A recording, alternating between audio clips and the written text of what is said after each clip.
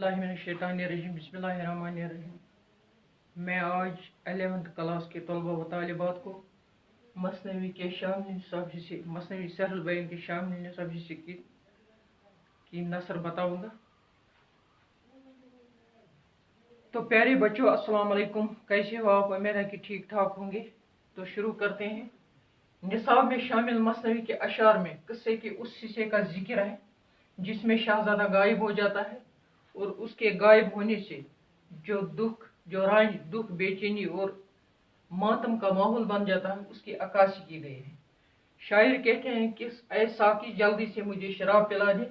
शहजादी के गायब होने से मेरा दिल बहुत गमगीन हो गया और मैं अपना गम गलत करना चाहता हूँ। शहजादे के गायब होने से शहजादी के गायब होने से जो बाकी माहौल गमजदा है, मैं उसका जिक्र करता हूँ।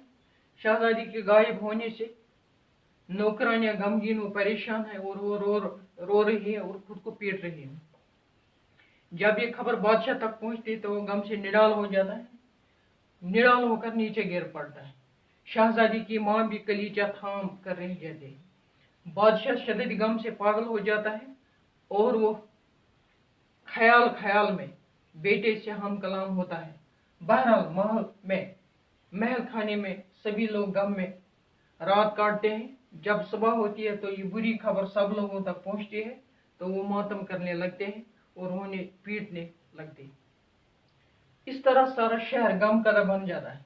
जब से वो शहजादा इस बाग से चला गया तब से तमाम फूल मुरझा चुके हैं, पेड़ सूख कर पीले हो गए हैं और फल गिर चुके हैं।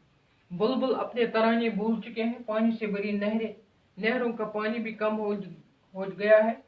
चश्मे और फवारे सूख चुके हैं, हरियाली खत्म हो चुकी है, न फूल और न कलियां ही खिल रही हैं।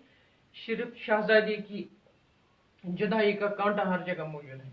जब वजीरों ने बादशाह की हालत जब वजीर बादशाह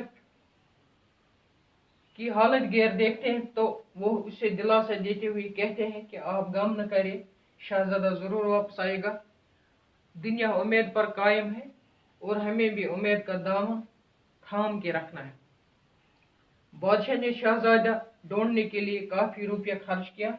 उसने बहुत जतन किए लेकिन शहजादी का कुछ पता न चल सका।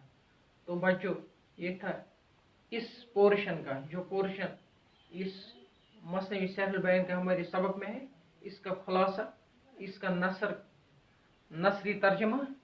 तो कल हम दूसरा सबक लेकर फिर हाजिर होंगे। जब तक के लिए खुदा हाफिज। अस्सलाम वालेकुम व रहमतुल्लाहि व बरकातहू।